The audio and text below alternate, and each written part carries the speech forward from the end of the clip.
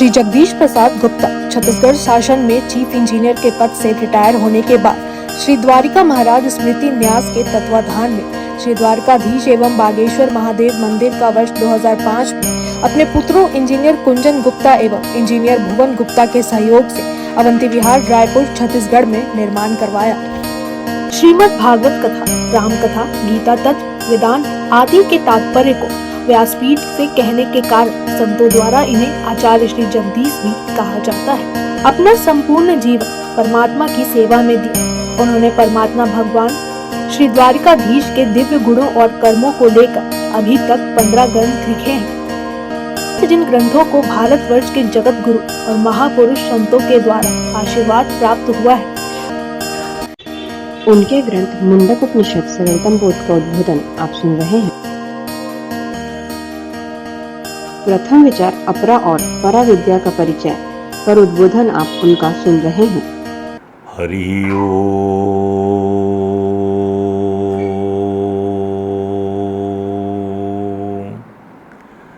योगाय योगपतये योगेश्वराय गोविंदाय नमो नमः। विश्वाय विश्वपतये विश्वेश्वराय गोविंदाय नमो नमः।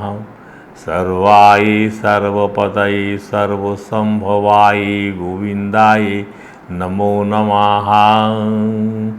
सच्चिदानंद रूपाय विश्वोत्पत्त्यादिहेतवे तापत्रय विनाशाय श्री कृष्णाय वयं नुमः। ओम नमः तस्मै पुरुषाय भूयसे सदुद्भव स्थान निरोध लीला गृहीत शक्ति तृतीयाय देहीनां अंतर्भवाय अनुप्लक्ष वर्तमने नमः। भूयो सद्विजनच्छिदे सतां संभवाय अखिल सत्त्वमूर्तये किं पुनः पारमहंस्य आश्रमे व्यवस्थीनां अनुमृग्यदासुसे नमो नमस्ते अस्तु वृषभाय सात्वतां विदूर काष्ठाय मुहुकुयोगिनां निरस्य साम्यातिशयेन राधसा स्वादामना ब्रह्मणि रंसते स्मु। यद कीर्तनम यद स्मरणम यद श्रवणम यद वंदनम यदीक्षणम लोकस्य सद्यो विधनोति कल्मषम तस्मै सुभद्र स्रवसे नमो नमः। विचक्षणा यद चरणोपसादनात् संगो विदस्सु भयतो अंत आत्मना विन्दन्ति ब्रह्मो गतिं गत्क्लमा तस्मै सुभद्र स्रवसे नमो नमः। यशस्विनो दान परा तपस्विनो मनस्विनो मंत्र विदासु मंगला क्षेमं न विन्दन्ति विनाय दर्पणं तस्मै सुभद्र स्रवसे नमो नमः। ओम किरात ऊणांध्र पुलिंद पुलकसावीर कंका यमुना खसादया ये अन्ये च पापा यदुपाश्रयासया। ओ अन्ये च पापा यदुपाश्रयाश्रया शुद्ध्यन्ति तस्मै प्रभु विष्णवे नमः। यसा एष आत्मावताम अधीश्वराः त्रयीमयो धर्ममयो तपोमयो गतविलीकयच शंकरादिभिः वितर्कलिंगो भगवान में प्रसीदताम। श्रियपति यज्ञपति प्रजापति धियांपति लोकपति धरापति पतिगतिश्च अंधक वृष्णि सातताम प्रसीदताम भगवान में सताम पति।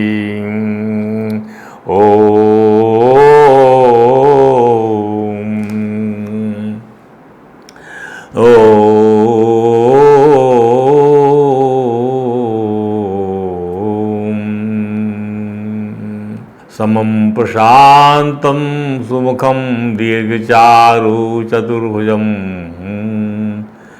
सुंदरचारुग्रीवं सुकपोलं शुचिस्मृतं समान कर्ण विन्यस्त स्फुरन् मकराग्रत कुंडलम हेमांबरम घनश्यामम श्रीवत्सांग श्रीनिकेतनम शंख चक्र गदा पद्मवन माला विभूषितम नूपुरै विलसित पादम कौस्तुभप्रभयायुतं द्युमत किरीट कटक कटिसूत्रांग सर्वांग मनोहरम हृदम कृपा प्रसादेक्षणम सुकुमारम अभिध्यायेत सर्वांगेषु मनोदधत।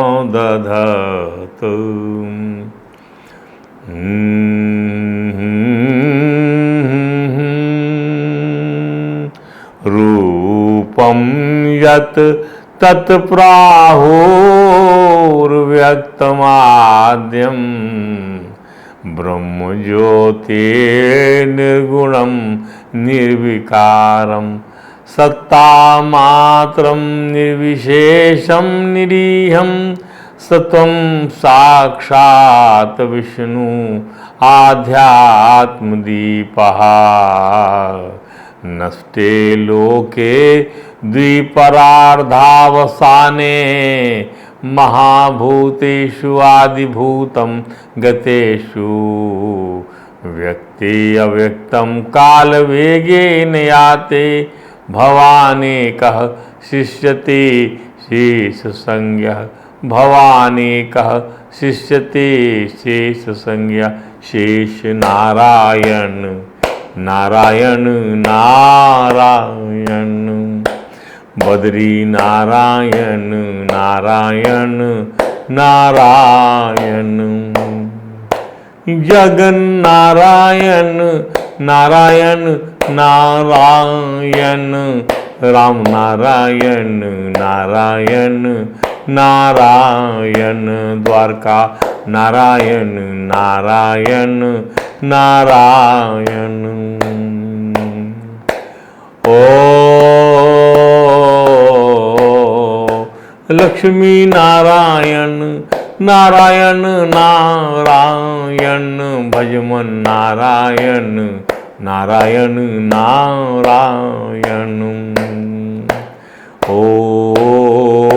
कृष्ण नारायण ओ राधा नारायण ओ रघुवर नारायण ओ सीता नारायण ओ शंकर नारायण उमा नारायण नारायण नारायण भजमन नारायण नारायण नारायण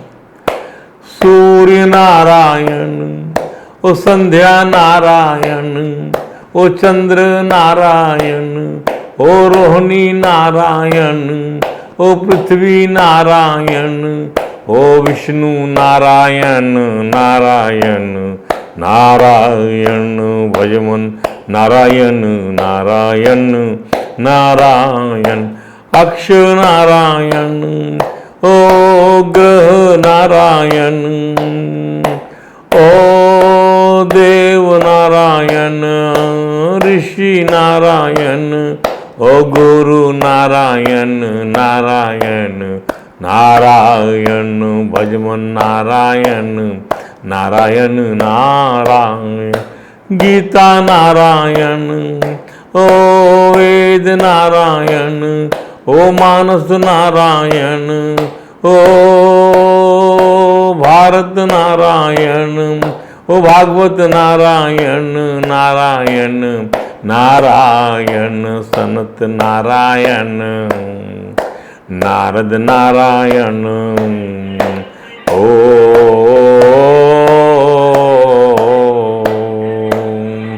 व्यास नारायण ओ शुक नारायण ओ चैतन्य नारायण नारायण नारायण श्रीमन नारायण नारायण नारायण लक्ष्मी नारायण नारायण नारायण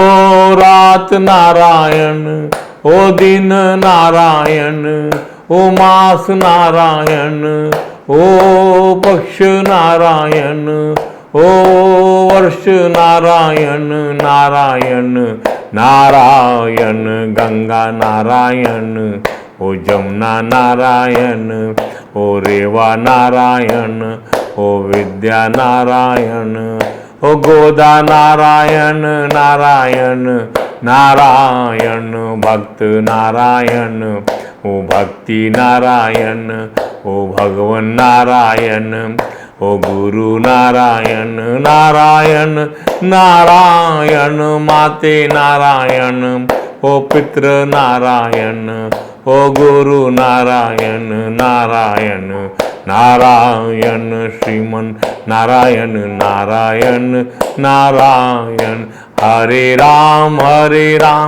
राम राम हरे हरे, हरे कृष्ण कृष्ण कृष्ण हरे हरे। बोलिए परात्पर परब्रह्म त्रिलोकीनाथ भक्तवांछा कल्पतरु, भक्तवत्सल कृपण वत्सल शरणागत वत्सल भगवान श्री द्वारकाधीश महाराज की जय, भगवान श्री बांके बिहारी लाल की जय, भगवान श्री रासबिहारी लाल की जय, भगवान श्री राधा दामोदर नाथ की जय, भगवान श्री राधा कृष्ण सरकार की जय, श्री सद्गुरु भगवान की जय, समस्त गुरु भगवान की जय, समस्त जय श्री चैतन्य महाप्रभु जी महाराज की जय, देवर्षि नारद जी महाराज की जय, भगवान श्री व्यास जी महाराज की जय, परम भागवत भगवान श्री सुखदेव जी महाराज की जय। जय श्री राधे, जय जय श्री श्याम। आइए मुंडकोपनिषद सरलतम बोध सावन के इस महीने में इस ग्रंथ को सुनते हैं। यह ग्रंथ भी 8 विचारों में लिखा गया है और इसका प्रथम विचार है अपरा और परा विद्या का परिचय। मुंडकोपनिषद का जो पहला मुंडक है और उसके पहले अध्याय का पहला मंत्र जो है वह सुनिए कि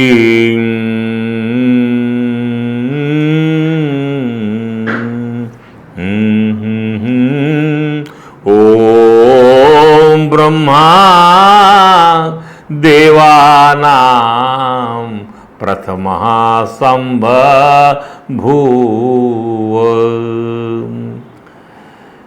ओम ब्रह्मा देवानां प्रथमः संबभूव, विश्वस्य कर्ता भुवनस्य गोप्ता स ब्रह्म विद्यां सर्वविद्या प्रतिष्ठा, अथर्वाय ज्येष्ठपुत्राय प्राह। पहला मंत्र जो इसके अंदर में आया कि ओम करके इस परमेश्वर के नाम का स्मरण करके उपनिषद को प्रारंभ किया है। ओम ओम करके परमेश्वर के इस उपनिषद को प्रारंभ किया गया है। ध्यान दीजिए। और ब्रह्मा देवानां प्रथमा संबभूव, ब्रह्मा देवताओं में सबसे पहले, देवताओं के पहले, देवानाम देवनाम प्रथमा, देवताओं के पहले प्रकट हुए कौन? ब्रह्मा जी। इसलिए ओम जब लगाया गया इस मंत्र के समक्ष, इसका अर्थ है कि मनुष्य को प्रत्येक कार्य के आरंभ में ईश्वर का स्मरण तथा उनके नाम का उच्चारण अवश्य करना चाहिए। यहाँ ओम लगा देने से, और अभी और जो मंत्र आएंगे वहाँ ओम नहीं है, परंतु प्रथम मंत्र में ओम है। ओम ब्रह्मा देवानां प्रथमः संबभूव, जो विश्वस्य कर्ता, विश्व के कर्ता हैं, भुवनस्य गोप्ता हैं, लोगों की रक्षा करने वाले हैं, जगत के रचने वाले हैं। ध्यान दीजिए, जगत के रचने वाले हैं, वह जो है प्रकट होते हैं। और उन्होंने सबसे पहले स ब्रह्म विद्याम सर्व विद्या प्रतिष्ठा, समस्त विद्याओं की आधारभूता ब्रह्म विद्या का भली भांति उपदेश किसको किया? अथर्वाय ज्येष्ठ पुत्राय, अपने ज्येष्ठ पुत्र अथर्वा ऋषि को किया है, ये इसका अर्थ है। तो अब इसी बात को भगवान श्री कृष्ण ने क्या कहा गीता में? हम गीता का भी लेते हैं कि भाई ओम लगाया यहाँ पर, तो ये परंपरा भगवान ने बताया हमको कि ओम ओम तत्सदिति निर्देशो ब्रह्मणस्त त्रिविधा स्मृताः ब्राह्मणास्तेन वेदाश्च यज्ञाश्च विहिता पुरा। तो इस प्रथम विचार में अपरा परा विद्या का परिचय से हम मुंडक उपनिषद को प्रारंभ करते हुए पहले मंत्र में ओम जो लगाया गया और बताया गया ब्रह्मा की उत्पत्ति हुई है देवताओं के पहले, और उनसे ही जो है उन्होंने ब्रह्म विद्या का उपदेश कौन दिया? जैसे कठोपनिषद में यमराज ने दिया नचिकेता को, यहाँ पर भगवान ब्रह्म ने उपदेश दिया अपने बड़े बेटे ऋषि अथर्वा को, और ओम से कहा इस मंत्र को शुरुआत करके। तो ओम तत्सदिति, ओम तत्सत, ये 3 प्रकार के नामों से जिस परमात्मा का निर्देश यानी संकेत किया जाता है, उसी परमात्मा से सृष्टि के आदि में वेदों तथा ब्राह्मणों और यज्ञों की रचना हुई है। इस मंत्र के विस्तार में इसका तात्पर्य हम समझते हैं कि सृष्टि के आरंभ में परमात्मा ने वेदों को, ब्राह्मणों को और यज्ञों को बनाया। वेदों को बनाया, ब्राह्मणों को और यज्ञों को बनाया। इन तीनों में विधि बनाने वाले वेद हैं, अनुष्ठान करने वाले ब्राह्मण हैं और क्रिया करने के लिए यज्ञ है। अब इनमें यज्ञ तप दान आदि की क्रियाओं में कोई कमी रह जाए तो क्या करें? परमात्मा का नाम ले तो उस कमी की पूर्ति हो जाए, सीधा सा मतलब इसका ये है। उदाहरण दिया, जैसे हम रसोई बनाते और आटा गूंदते हैं, तो आटा गूंदने में हमने जैसे जल डाला और जल ज़्यादा हो गया, तो वह आटा जो जल से मिलता है तो वह तरल बन जाता है, तो उससे रोटी नहीं मिला सकती, तो हम उसमें और आटा मिलाते हैं। क्या करते हैं? और आटा मिला देते हैं। ऐसे ही कोई निष्काम भाव से यज्ञ दान आदि शुभ कर्म करे, उसमें कोई कमी रह जाए, अंग वैगुण रह जाए, कोई पूजा का कोई अंग जो है वह जो उसमें कुछ हमसे कोई गलती हो जाए, चूक हो जाए, तो जिस भगवान से यज्ञ आदि रचे गए हैं उस भगवान का नाम लेने से वह अंग वैगुण ठीक हो जाता है। क्या बात है! उनका नाम लीजिए और आपका जो भी है जो प्रतिपूर्ति हो जाएगी। इसलिए आप देखे होंगे पूजा पाठ के अंदर में अक्षत कमी को अक्षत से पूरी कर देते हैं ब्राह्मण लोग, अक्षत से भगवान के नाम से पूरी करा देते हैं, क्योंकि वह पूर्ण है। और महानिर्वाण तंत्र में भी आया है कि ओम तत्सत, इस मंत्र में गृहस्थ अथवा उदासीन साधु लोग जो भी कर्म आरंभ करता है उसको उसके अभिष्ट फल की प्राप्ति होती है। जप, होम, प्रतिष्ठा, संस्कार आदि संपूर्ण क्रियाएं ओम तत्सत मंत्र से सफल हो जाती हैं। ध्यान दीजिए, समस्त देवताओं के पहले प्रकट हुए ब्रह्मा जी, क्योंकि ब्रह्मा जी के द्वारा ही समस्त विद्याओं की आधारभूत ब्रह्म विद्या की परंपरा को स्थापित किया गया। समस्त विद्याओं की आधारभूत अर्थात सारी विद्याओं का, सारे ज्ञान का आधार कौन है? ब्रह्म विद्या।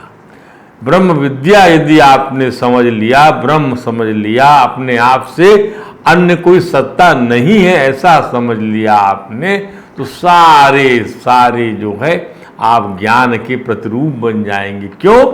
आप ब्रह्म से अभिन्न हो गए हैं, कोई दूसरी सत्ता नहीं आपके स्वयं से, ये इसका अर्थ है। आप तद्रूप हो जाएंगे अपनी आत्मा से, अपनी परमात्मा से। अतः यह जानना जरूरी कि ब्रह्मा जी कैसे प्रकट हुए और किस प्रकार उनके द्वारा ब्रह्म ज्ञान की परंपरा का पहला अधिकारी अपने बड़े बेटे ऋषि अथर्वा को बनाया गया। ब्रह्मा जी के प्रागट्य को समझने के लिए हम पुनः श्रीमद् भागवत में ब्रह्मा जी की उत्पत्ति के प्रसंग को उद्धृत करते हैं। इसको आपको समझना ही पड़ेगा। आप जब तक सृष्टि निर्माण कैसे होता है, कैसे परमात्मा निर्माण में और प्रलय में छाया हुआ है, जिससे आप खुद छाए हुए हैं। आप अपने सृष्टि बनाते हैं, सुबह उठकर आप छाए हुए हैं और कैसे विश्राम करते हैं, तो वही चीज जो है संपूर्ण समष्टि की लागू होती। इसको समझना ही पड़ेगा। बिना समझे कि परमात्मा के महात्मा को स्थापित करना, परमात्मा के महात्मा को समझे बिना आप कुछ नहीं समझ सकते। ध्यान दीजिए। तो आपको हम श्रीमद् भागवत में उस प्रसंग में ले जाते हैं कि सारा विश्व जल में डूबा हुआ है, महाप्रलय हो चुका है। ध्यान दीजिए। उस समय भगवान भी शेषनाग की सैया पर पौड़े हुए हैं और योग निद्रा का आश्रय ले रखा है, अपनी ज्ञान शक्ति को क्षुण्ण बनाए रखा है। जिस प्रकार अग्नि अपनी दायिका आदि शक्तियों को, अग्नि जैसे आपको लगता नहीं कि अग्नि इसमें वास कर रही, छुपी हुई है अग्नि जो है छुपी हुई है, उसको आप घर्षण की क्रिया दीजिए, जागृत हो जाती है। अग्नि हर जगह व्याप्त है। तो उसी प्रकार श्री भगवान ने संपूर्ण प्राणियों के सूक्ष्म शरीरों को, प्रलय हो चुका है। और ध्यान दीजिए, प्रलय का अर्थ समझिए, तीनों की तीनों चीजें जो हैं, जीवात्मा सूक्ष्म रूप में, परमात्मा की योग माया और परमात्मा की शक्ति, ये तीनों की तीनों अजन्मा हैं। इसको हम समझ के आए हुए हैं। कठोपनिषद के तमाम प्रकरणों में हमने समझाया आपको। तो उसमें संपूर्ण प्राणी जो है भगवान के शरीर में जो है लीन कर लिया भगवान ने संपूर्ण प्राणियों को, क्योंकि वो नष्ट नहीं होते, प्रकृति नष्ट होती है। अहंकार महातत्व में, अहंकार इंद्रिय अहंकार, पंच महाभूत अहंकार में, अहंकार महाभूत में, महाभूत जो है आपका त्रिगुणात्मक प्रकृति में लीन हो जाता है और प्रकृति निश्चय हो जाती है भगवान की। केवल ज्ञान शक्ति भगवान की जागृति है, क्रिया प्रधान शक्ति वहाँ पर जो है वो गौण हो जाती है। भगवान जब चाहते हैं संकल्प, तब वो फिर से प्रवृत्त होती है। और जो सूक्ष्म शरीर है जीवात्माओं के, जो लिंग शरीर हैं, उनको कर्म के वश फल देना है जब सृष्टि का निर्माण होगा। आप ध्यान दीजिए, इसको यूँ समझिए, जब आप सो जाते हैं, सोने के आपका जहाँ मन विश्राम पाता है, जब सुबह होती है और आप सृष्टि को प्रारंभ करते हैं अपने संसार को, तो आपका मन जहाँ पर रुका हुआ था रात्रि के, दूसरे दिन वहीं से वह प्रारंभ करता है। यही सृष्टि का निर्माण इसी प्रकार से होता है।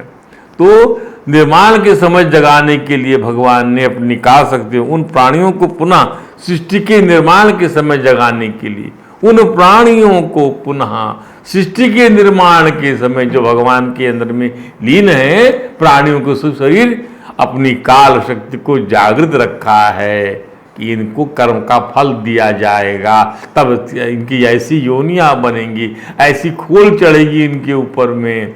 तो उसी को भागवत में लिखा है इस प्रकार से। उसको हम संक्षेप में समझते हैं।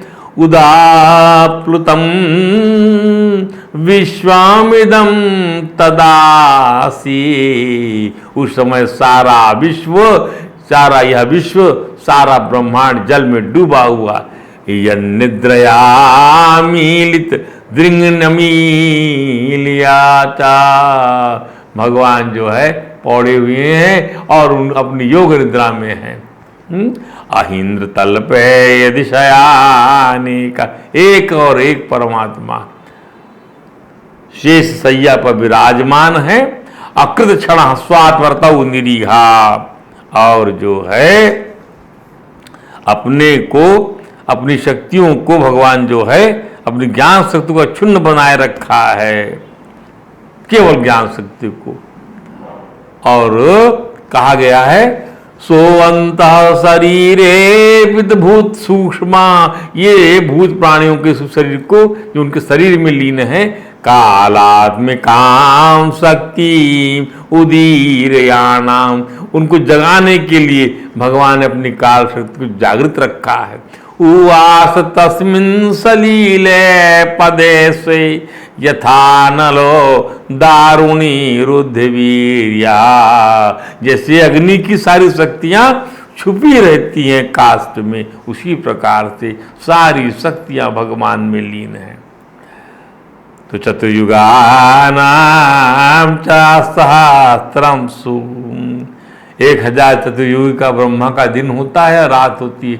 1000 चतुर्युग बीत जाती है, 1000 जो भगवान विश्राम करते। स्वपन स्वयोदीरी तया सशक्त्या कालाख्या सा जित कर्म तंत्रो लोकान पीतान दादिसे स्वदेहे। और ब्रह्म रात्रि के व्यतीत हो जाने पर भगवान की काल शक्ति ने श्रीमन नारायण को जीवों के कर्मों की प्रवृत्ति के लिए प्रेरित किया। स्वयोदीरतया स्वशक्त्या, भगवान की क्या किया, भगवान काल शक्ति ने स्वशक्त्या प्रेरित किया कि प्रभु इनको जो है कर्मों में लगाइए, ये संसार बनाइए, ऐसा प्रेरित किया। कालाखे आचित कर्म तंत्र, तब भगवान ने देखा कि उनके विराट कलेवर में स्वदेहे ददृशे लोकान पीतान, अनंत लोक विचरण कर रहे हैं। लोकान पीतान ददृशे स्वदेहे, तैर रहे हैं अनेक लोक। तब भागवत लिखा गया, इसके आगे क्या हुआ ये सब देखा भगवान ने। उसमें उस दिव्य कल्पना में आप चले चलिए, दिव्य कल्पना में, और दिव्य कल्पना का छोटा सा भाव अपने अंतःकरण में पैदा करिए कि किस प्रकार से हमारी सारी सृष्टि को हम रात के समेट लेते हैं, और सुबह जो है जब देखते कि हमारे ये काम बचे हुए हैं और फिर से हम कर्म में प्रवृत्त हो जाते हैं, तो हम अपनी काल शक्ति को जागृत रखते हैं और ज्ञान शक्ति हमारी सो जाती है। इंद्रियों के साथ में हमारा अहंकार सो जाता है। यत अंडे तत पिंडे, ऐसे समझिए इस चीज को, ये ब्रह्म विद्या आधारभूत विद्या है। तो क्या कहा भागवत में उसके आगे, इस घटना के आगे, तस्यार्थ सूक्ष्मा विनिविष्ट दृष्टे, इस सर्ग के द्वारा, सृष्टि के द्वारा परमात्मा ही परमात्मा है, परमात्मा ही परमात्मा है, परमात्मा का ही विस्तार है, परमात्मा का ही विस्तार है। माया डाल दिया भगवान ने, तो आप जो है भूल गए परमात्मा को, माया के कारण से भूल गए परमात्मा को, और यही खेल चल रहा है। ध्यान दीजिए, आप भी जो है अपने संकल्प में परमात्मा को मत भूलिए और उस खेल में सम्मिलित हो जाइए। परमात्मा के इस खेल में आप जो है अपने आप को निछावर कर दीजिए। वाह प्रभु वाह, क्या खेला है आपका। तो तस्यार्थ सूक्ष्मा विनिविष्ट दृष्टे अंतर्गतो अर्थो रजसा तनीयाम गुणेन कालानुगतेन विद्धा सुश्यं सदा भिद्यता नाभिदेशा, भगवान की नाभि से सा पद्म कोशा सा सोतिष्ठता कालेन कर्म प्रतिबोधनेन सरोचिसा तत्सलिलं विशालं विद्योतयन् नर्कव्यवात्मयोनि। आत्मयोनि अर्थात ब्रह्मा जी का प्राकट्य हुआ भगवान की नाभि से। ध्यान दीजिए कैसे निकल रहा है नाभि से, तमाम बीजों का वह कमल तमाम बीजों को लेकर उस नाल में, जैसे कि हम पौधा रोपें और बीज से अंकुरण प्रस्फुटित होकर पौधा आता है, उस पौधे के रूप में निकल के आया। लेकिन ये कमल का फूल है, भगवान जल में शयन कर रहे हैं और निर्लिप्त है। ध्यान दीजिए, कमल का फूल बने, ये जो उनका जो पौधा है ब्रह्म के रूप में, जो ब्रह्मा के रूप में, जो भगवान का जो पौधा, भगवान के अंदर में सूक्ष्म ब्रह्मांडों का, सूक्ष्म जीवों के शरीरों का भूत सूक्ष्म भूता जो लिखा हुआ है वह भगवान के शरीर से उस कमल नाल के जरिए प्रस्फुटित होकर बाहर निकल के आया, अर्थात उसमें संलिप्तता नहीं है। जैसे सांसारिक पौधों के रोपण के रोपण करने पर उसका जो अंकुरण होता है उसकी संलिप्तता है। ध्यान दीजिए, यहाँ संलिप्तता बिल्कुल नहीं है। ब्रह्मा ने खोजा भी अपनी कहाँ से मेरी उत्पत्ति हुई आदि आदि, लेकिन कहीं उसकी था नहीं मिली। तपस्या करने के उपरांत ही उनको समझ में आया है। और जो है उतल लोक पद्मम सऊ ये विष्णु लिखा गया है कि वह जो है, दूसरे शब्दों वो सूक्ष्म, वह जो है समष्टि का वह सूक्ष्म रूप कालाश्रित अत्यंत सूक्ष्म तथा रजोगुण से क्षुब्ध होकर सृष्टि रचना के निमित्त उनके नाभि देश से बाहर निकला। रजोगुण से क्षुब्ध, ध्यान दीजिए, जब ये कामना होती, कामना के लिए रजोगुण को ही प्रेरित गुण माना जाता है, वह बाहर निकला। दूसरे शब्दों में जैसे बीज में स्थित सूक्ष्म तत्व कालक्रम से अंकुरण होने के लिए फूट पड़ता है, जर्मिनेट होता है, उनकी भगवान की नाभि से वह जीवों और लोगों का समष्टि तत्व कमल के फूल की कली के रूप में सहसा ऊपर उठा और सूर्य के समान अपने तेज से उस अपार जलराशि को दैदीप्यमान कर दिया।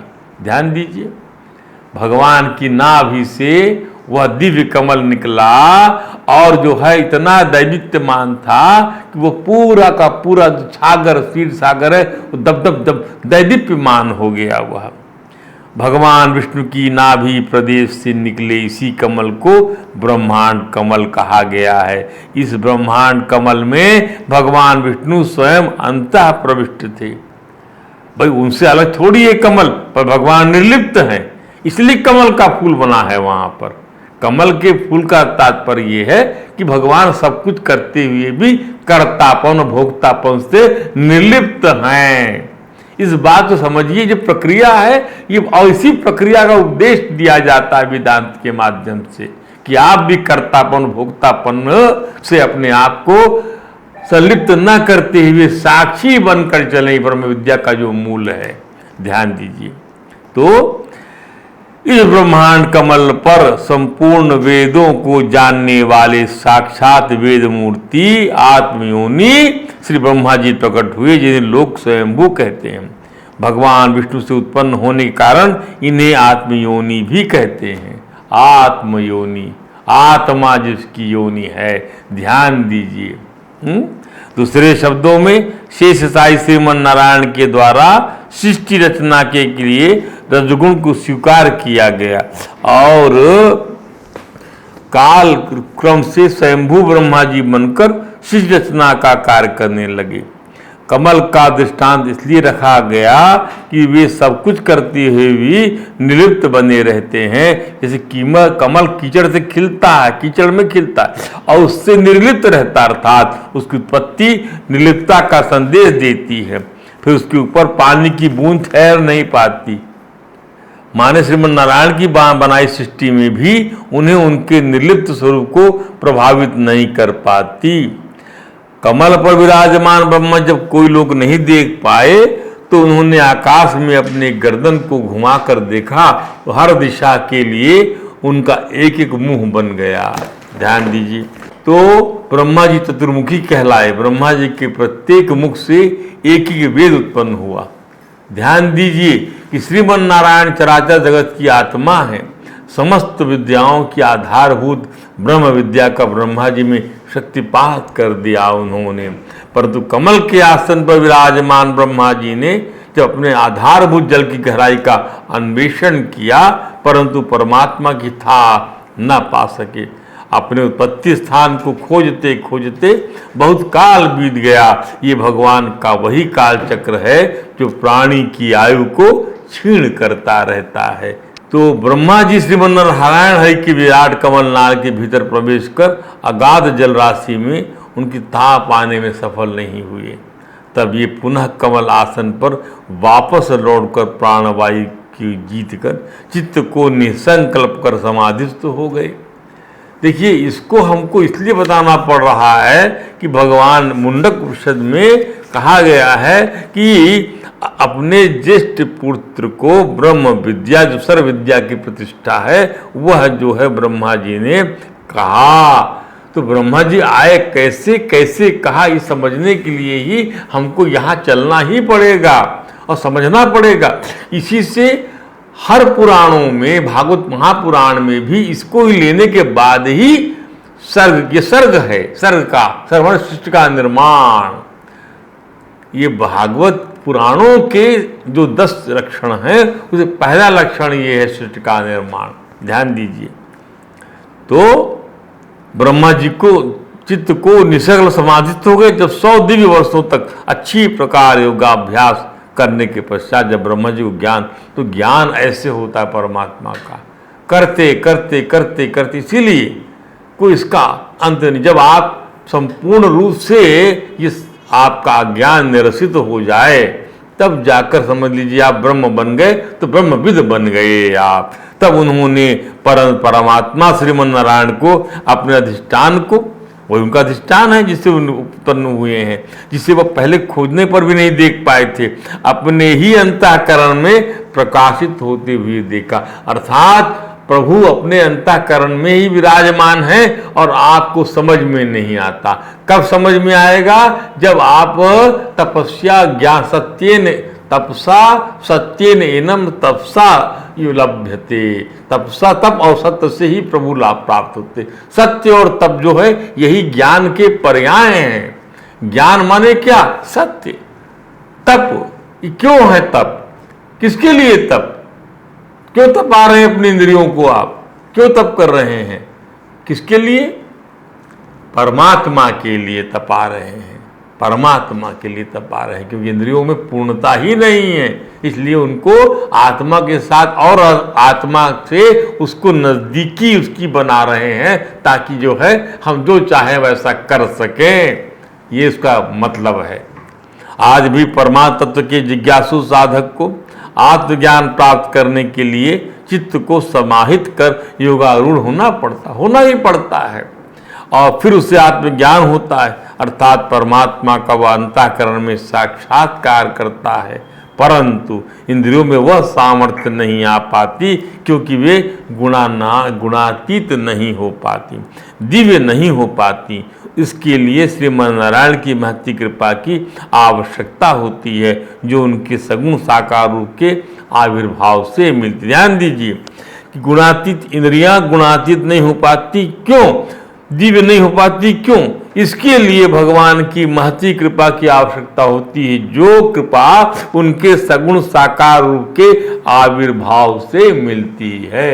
सगुण साकार रूप ही कृपा देने वाला रहेगा, और निर्गुण का निराकार रूप क्या करेगा? वो कृपा देने वाला नहीं रहेगा, वह आपको जो है तप में लीन कर देगा। ध्यान दीजिए। और कृपा यदि मिल गई भगवान की, तो क्या पूछना है?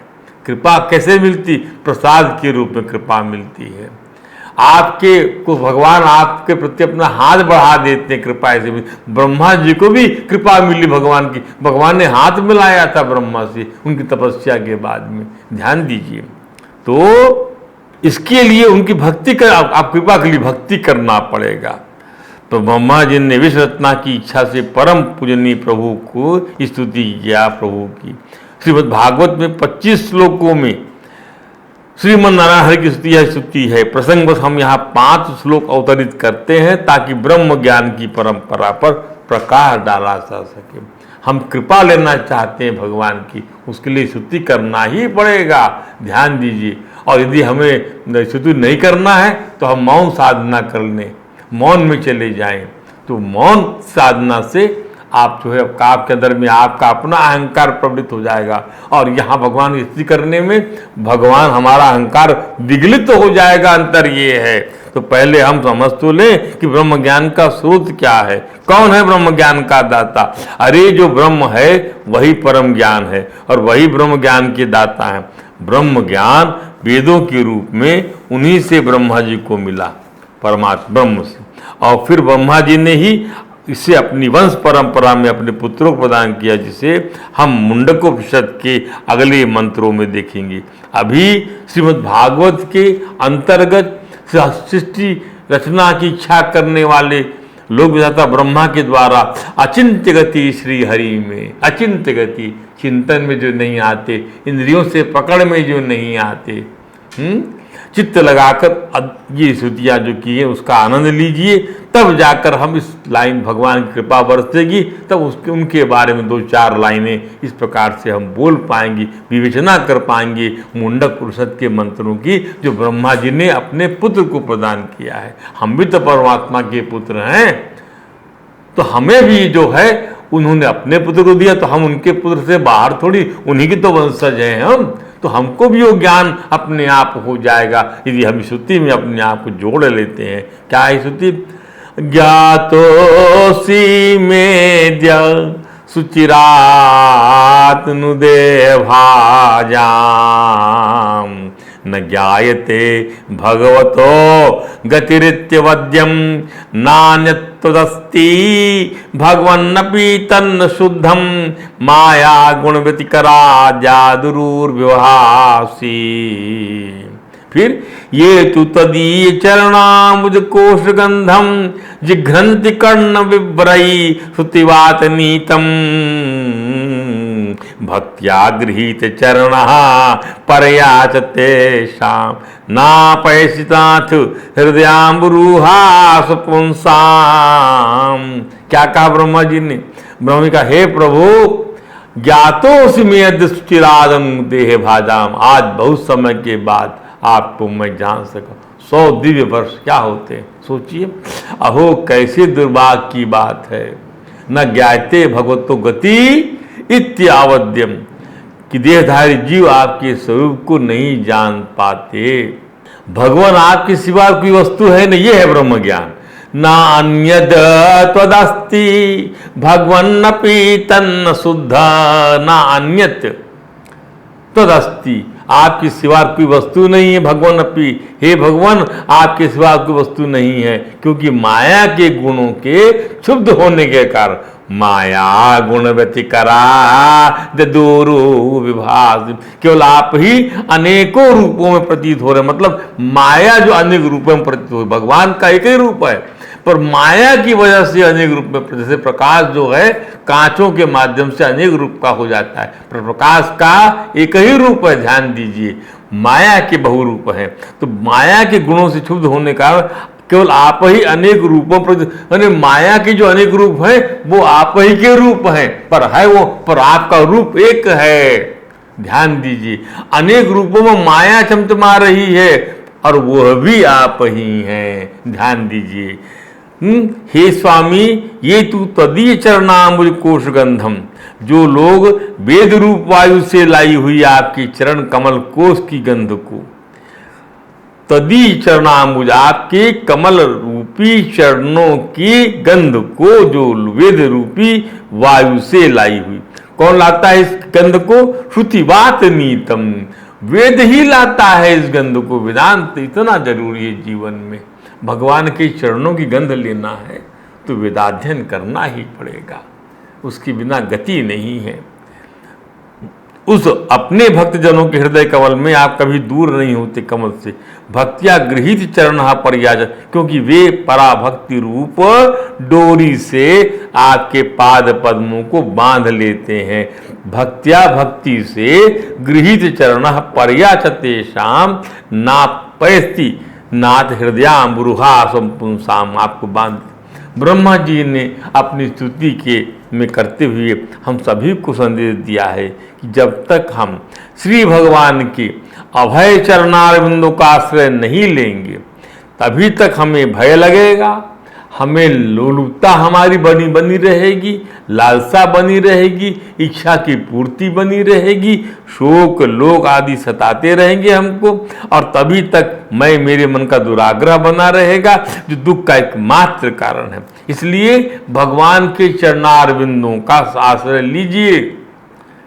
वही अभय, चरणारविंद ही अभय के स्वरूप हैं।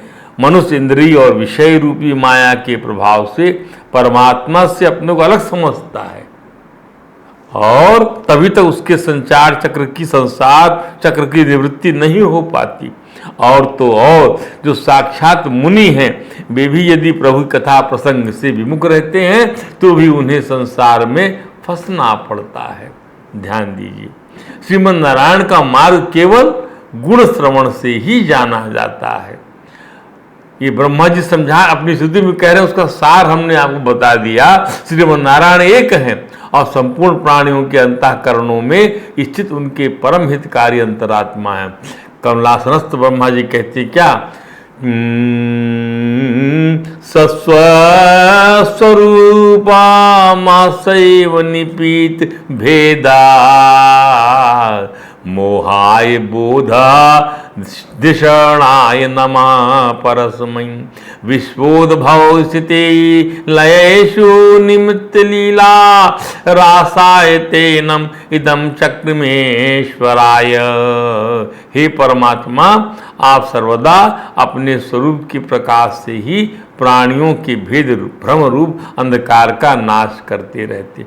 अपने स्वरूप के प्रकाश से ही भेद भ्रम रूप अंधकार का हमारे अंदर भी यदि आत्मा का प्रकाश जागृत हो जाए, हम तद्रूप हो जाएं, आत्मज्ञान हो जाए, तो हमको भेद भ्रम भ्रांति भेद माया के जो अनेक भेद लगते हैं इससे हमको मुक्ति मिल जाएगी।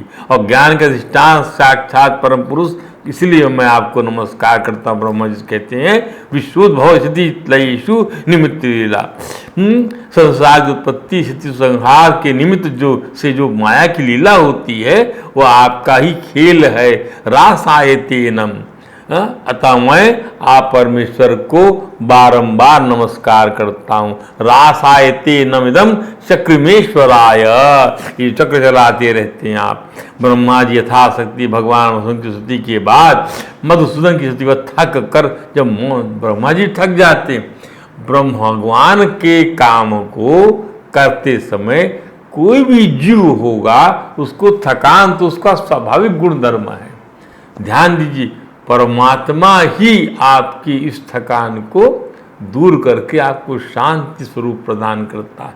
परमात्मा, ध्यान दीजिए, परमात्मा क्रिय, प्रकृति परमात्मा की काम करती है, तो प्रकृति में थकान होती है। ध्यान दीजिए, वह जो है सुबह से शाम तक प्रवृत्त रहती है, बाद में निश्चेष्ट हो जाती है। शरीर ही तो प्रकृति है, वो निश्चित थक जाता है शरीर, धाड़ धंकार सब ये सब विश्राम पाते, फिर से भगवान को जो है फिर से इनके अंदर में शक्ति का संचार होता है, प्रभु की शक्ति से, आपकी आत्मा की शक्ति से, क्योंकि आत्मा में जागृति होती है, वही बताती है कि आप सुख से सोए थे वहाँ। इसलिए आपके अंदर में जो बोध आएगा, आपके अंदर में जो है विश्रांति आएगी, आपके अंदर में जो उत्साह आएगा वो आत्मा से आएगा। ध्यान दीजिए, ब्रह्मा जी जब मौन हो गए तो भगवान ने समझ लिया कि ब्रह्मा जी का लोक रचना के विषय में कोई निश्चित विचार नहीं है, वो उदास हो गए, अपसेट हो गए। तभी ब्रह्मा जी को अपनी गंभीर वाणी से शांत करते हुए कहते हैं क्या, मा वेद गर्भ गातंद्रीं सर्ग उद्यमा वहा, आलस्य मत करो, गास्तंद्रीं, तंद्रा को मत प्राप्त हो, वेद गर्भ सृष्टि रचना के उद्यम में तत्पर हो जाओ। तन्मयापादितम ह्यग्रे, तुम उसे जो चाहते हो उसे तो मैं पहले ही कर चुका हूं। ध्यान दीजिए, भगवान तत्व सृष्टि का निर्माण करके सारी चीजें दे दिया बनाकर। भगवान ने महतत्व की सृष्टि कर दिया, अहंकार की सृष्टि कर दिया, इंद्रिय की सृष्टि कर दिया, पंच महाभूत की सृष्टि कर दिया, तन्मात्राओं की सृष्टि कर दिया, अज्ञान की सृष्टि कर दिया, ये सब करके दे दिया। ध्यान, 6 तत्व सृष्टि बनाने के बाद 7वीं प्राकृत सृष्टि बनाने के लिए प्राकृत सृष्टि बनाया, उसके बाद 6 तत्व सृष्टि से। तुम सब लोगों को स्पष्टतया अपने अंतःकरण में देखो, भगवान ब्रह्मा जी को भगवान ने वेद गर्भ कहा है, जिसका अर्थ यही है कि ब्रह्मा जी गर्भ में वेद का ज्ञान भरा हुआ है, और ब्रह्मा वेद भगवान गर्भ ब्रह्मा जी गर्भ में, और वो गर्भ है क्या ब्रह्मा जी का? वो तो भगवान की नाभि से निकले हुए हैं। तो ब्रह्मा जी के चार मुखों का यही अर्थ है, चारों दिशाओं में उन्हें वेदांत ज्ञान के रूप में साक्षात श्रीमन नारायण के ही दर्शन करना है और स्वयं को परमात्मा से अलग नहीं मानना है, आत्मयोनि मानना है? आत्म परमात्मा से ही हम जन्मे हैं, तो परमात्मा ही जो है हमारा और हम परमात्मा दोनों एक स्वरूप हैं। श्रीमन नारायण का यही कहना है कि ब्रह्मा जी या कोई और भी कभी यह नहीं समझे कि उसे लोक रचना का कार्य करना है। अरे वह तो नारायण का कार्य करता है, अरे वह तो नारायण की योग माया पहले से रच डालती है, केवल निमित्त का चयन भी श्री भगवान करते हैं बस। इस राजा अर्जुन को पुरुषोत्तम भगवान ने कहा था कि मेरे द्वारा इस महाभारत युद्ध के समस्त योद्धाओं को मारा जा चुका है, तुम केवल निमित्त बनो। और हाँ, एक बात और सुनो, तुम युद्ध करो न करो, तुम्हारे बिना भी ये युद्ध की लालसा लिए खड़े प्रतिद्वंदी मारे जाए। ऋतुआमना भविष्यन्ति सर्वे, ये अवस्था प्रत्यकेषु योधा। तस्मात् उत्तिष्ठ यशो लभस्व शत्रून् जित्वा भुङ्क्षं राज्यं समृद्धं मयि वैते नेता पूर्वमेवं निमित्तमात्रं भविष्य साचिन्। भगवान और ब्रह्मा जी भी संवाद चल रहा है। ये हम आपको कल बताएंगे। आज मुंडकोपनिषद के हम प्रथम विचार परा और अपरा विद्या की परिचय को हम यहीं विराम देते हैं। कल इसके आगे आपको बताया जाएगा। जय श्री कृष्ण। हरे राम राम राम हरे हरे, हरे कृष्ण